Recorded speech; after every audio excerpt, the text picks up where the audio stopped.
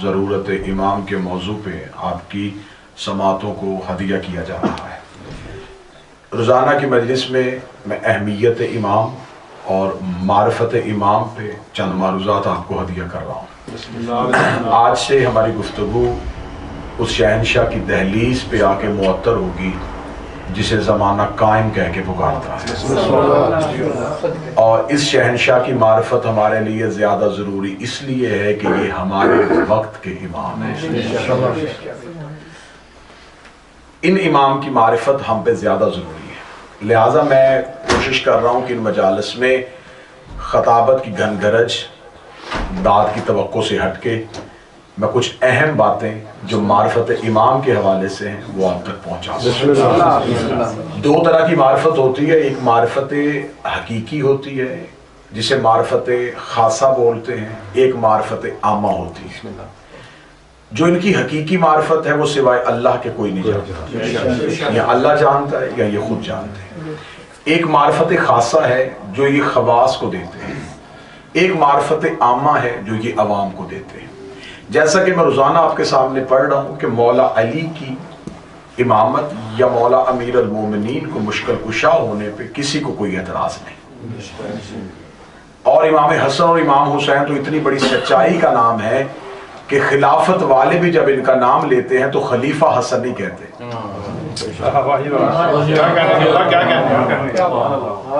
खिलाफत को मानने वाले भी जब इनका नाम लेते हैं तो खलीफा हुसैन नहीं कहते, इमाम हसन इमाम हुसैन। अल्लाह ने उम्मत की मजबूरी बना दी है कि इमाम लफ्ज ही इनके साथ लाजम कर दिया।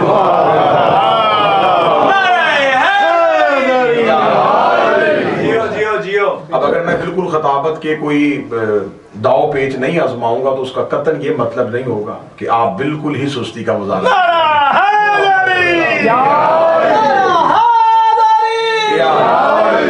खताबत एक टेक्निक है, खताबत एक इल्म है। वहाँ एक बात को पहुँचाने के लिए उस बात को थोड़ा घुमाना, उसमें शेरीनी पैदा करना, उसमें रोब और दबदबा पैदा करना, फिर वो बात आप जल्दी वसूल कर लेते हैं। मैं बिल्कुल सलीस और आसान लफ्जों में, ताकि कम वक्त में ज्यादा बातें आपसे की। तो लफ्ज इमाम जो है ये इमाम हसन और इमाम हुसैन के साथ मखसूस हो गया, लेकिन फिर भी लोगों ने इमाम हसन और इमाम हुसैन की इमामत को सिर्फ मुसलमानों ने माना।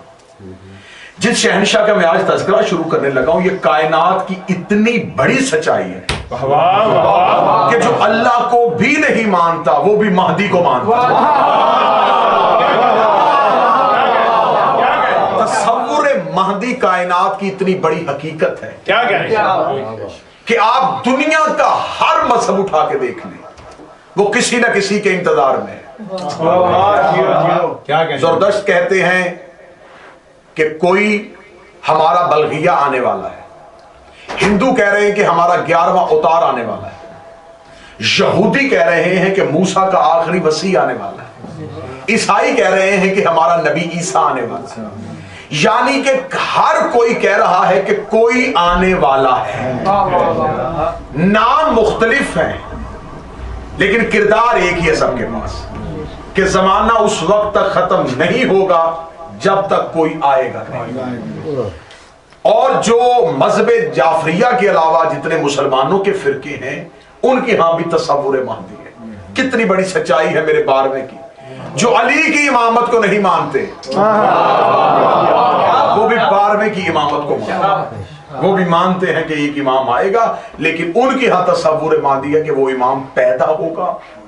हमारे यहां कि वो दुनिया में आ चुके हैं, अब जाहिर हो गए। एक लफ्ज हमारे यहां कसरत से पाया जाता है कि हमारा इमाम गायब है। आज मैं इस लफ्ज की थोड़ी सी दुरुस्तगी करूं। इंसान हमेशा उस चीज को गायब समझता है जो उसे नजर ना आए। इंसान की फितरत है कि उस चीज के वजूद का इनकार कर देता है जिसे वो आंखों से देखे ना, लिहाजा वो गायब नहीं, हमारी नजरों के सामने वो पर्दे हैं जिनसे वो नजर नहीं आता। अब जब इंसान मरता है तो मरते ही जो सबसे पहली जियारत करता है वो मौला अमीर अल मोमिनीन की, वो अली की जियारत जो जिंदगी में नहीं हुई वो मरने के बाद कैसे हो गए? क्योंकि आपके नफ्स में और इमाम के दरमियान जो चीज मुअल्लक थी वो रूह थी। रूह ने आपके नफ्स को रोका हुआ था ज़ियारत हुज्जत से। जो ही रूह निकली तो वो नजर आना शुरू हो गया जो पहले नजर नहीं आ रहा था।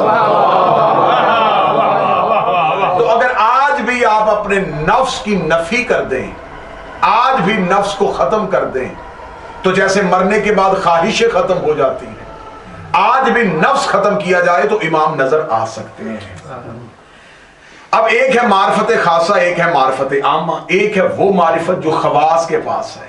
मसला आज किसी शिया घर के बच्चे को उठाओ, बड़ी ही टूटे हुए दिल से, बड़े ही खस्ता दिल के साथ मुझे ये हकीकत पढ़नी पड़ रही है कि बुजुर्ग शख्सियत, मैं बच्चों की बात ना करूं, शिया के बुजुर्गों से भी पूछा जाए ना कि हमारे इमाम की मारिफत क्या है, तो उनके पास मारिफत मालूमात भी महदूद है।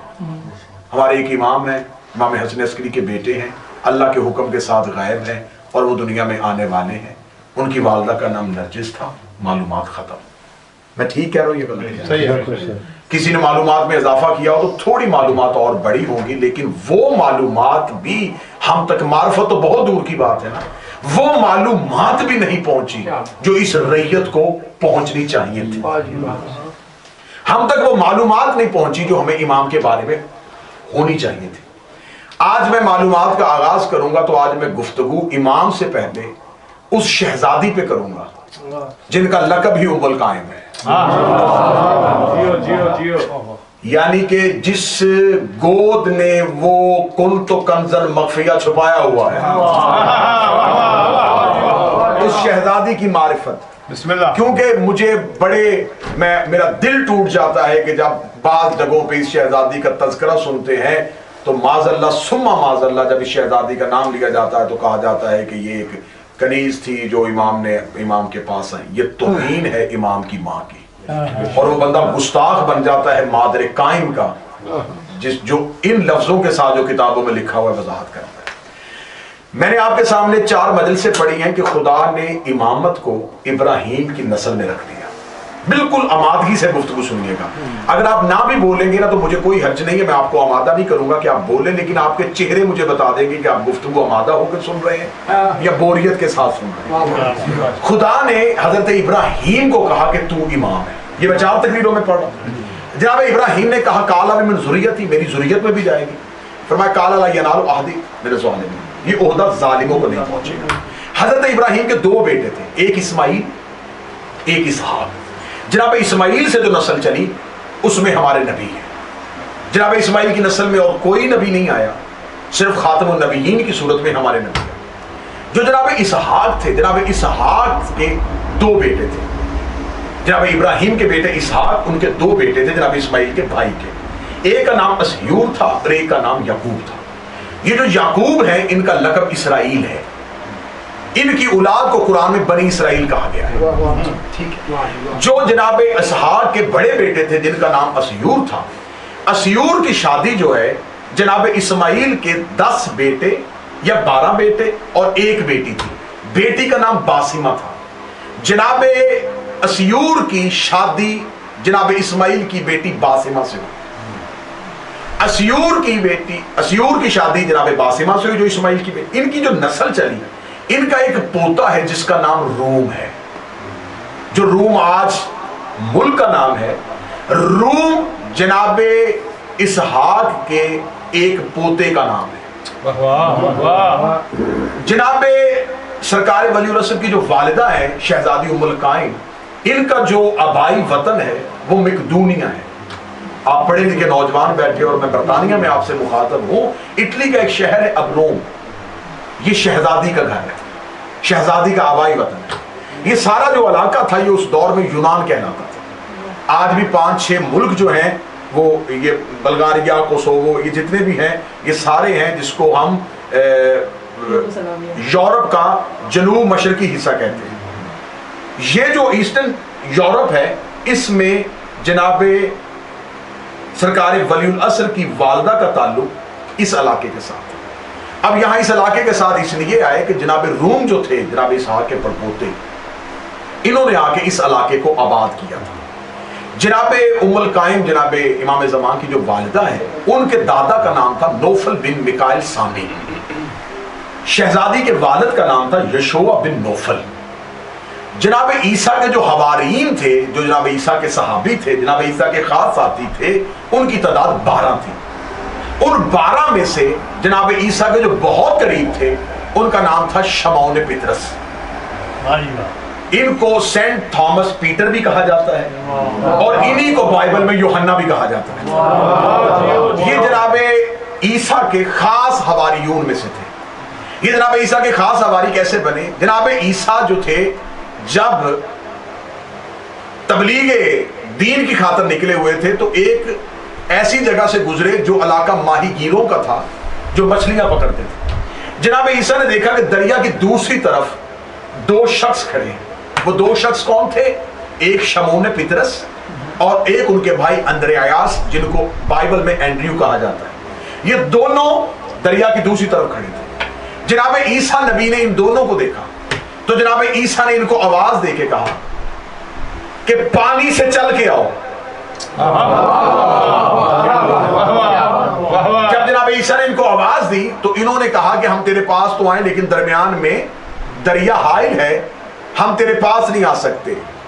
तो जनाबे ईसा ने इशारा किया कि पानी पे चल के आओ। ये दोनों हैरान हुए कि ये कौन शख्स है जो हमें पानी पे चलने का कह रहा है, लेकिन जो कह रहा था वो एक बतूल का बेटा था। थोड़े थोड़े जुमले दूंगा ताकि आप जान सकें। जुज़वी बतूल के बेटे ने, जुज़वी बतूल, कुल्ली बतूल नहीं, जुज़वी बतूल के बेटे ने उन दोनों से कहा चल के आओ। ये दोनों पानी पे चलना शुरू। पानी पे चलते चलते, और ये जनाब ईसा का मोजज़ा था। किसी ने मेरे इमाम से पूछा था कि ईसा नबी इशारा करते थे तो लोग पानी पे चल लेते थे। मासूम मुस्कुरा के कहते ईसा को मुकम्मल मार्फत होती तो ईसा हवा पे भी चल सकता था।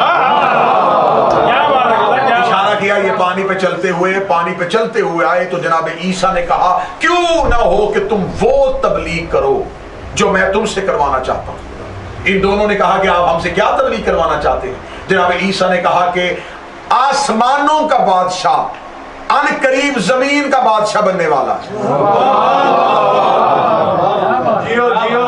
मैं शहजादी का पढ़ने लगा हूं हिस्ट्री, जनाब कायम की पाक मुअज़्ज़िमा वालिदा।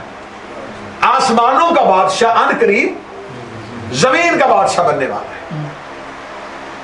उन्होंने कहा तो हम क्या करें? फरमाए बस्तियों में जाओ और बस्तियों में जाके तबलीग करो और उनसे कहो कि इंतजार करो, कोई आने वाला है। क्या बात?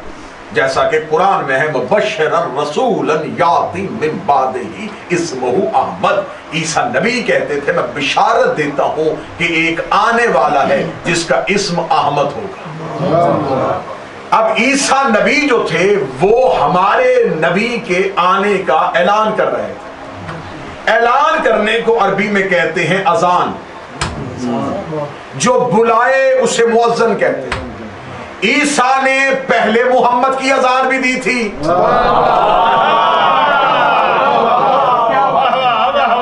जनाब ईसा की नबूवत क्या थी?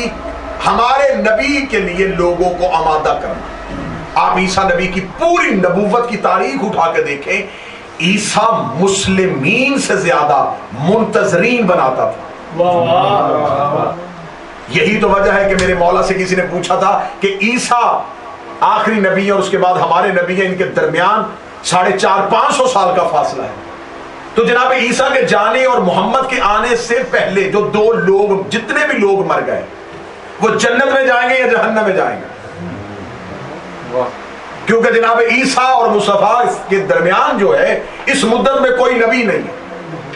तो जनाब ईसा और मुस्तफा के दरमियान जो और लोग मरे वो जन्नत में जाएंगे या जहन्नम में जाएंगे? मासूम मुस्कुरा के कहते ईसा जाते हुए ऐलान करके कहते कि कोई आने वाला है, जो उसके इंतजार में मर गए वो जन्नत में जाएंगे।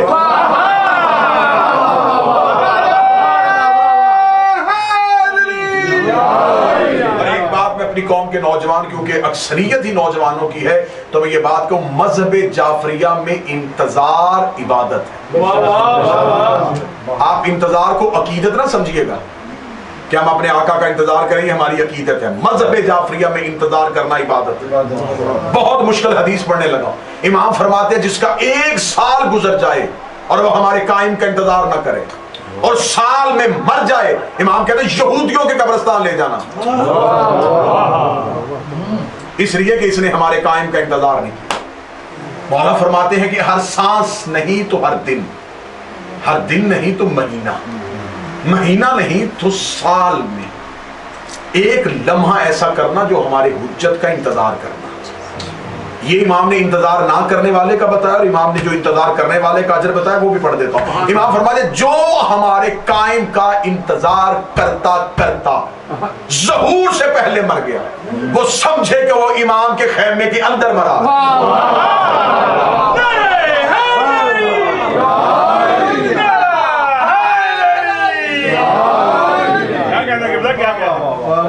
इंतजार इबादत है। और मैं बात इंतजार का मतलब ये भी नहीं है, मैं नौजवानों को बताऊं, इंतजार का मतलब ये भी नहीं है कि आप अपने सारे काम छोड़ के आप ये क्या हम इंतजार कर रहे हैं। देखिए, जब एक शख्स अपनी ड्यूटी दे रहा होता है, अपना बिजनेस कारोबार कर रहा है, अपनी नौकरी कर रहा है, तो अगर वो नमाज के इंतजार में है तो उसको इंतजार है कि नमाज का वक्त आने वाला है। तो उस इंतजार ने उसकी नौकरी खत्म नहीं की, उसकी मसरूफियत खत्म नहीं हुई। मौला कहते कि अपने अमूर अंजाम देते रहो, लेकिन ज़हन में इंतजार रखना कि कोई आने वाला है, और दिन में एक दफा इंतजार जरूर करना। इंतजार की शिद्दत तो यहां तक आरफीन ने बताई है कि अरब की एक औरत बुर्का पहन के सोती थी। औरतों ने पूछा बुर्का पहन के क्यों सोती है? उसने कहा अगर इमाम आ गए तो बुर्का ढूंढूंगी या इमाम के लश्कर में जाऊंगी।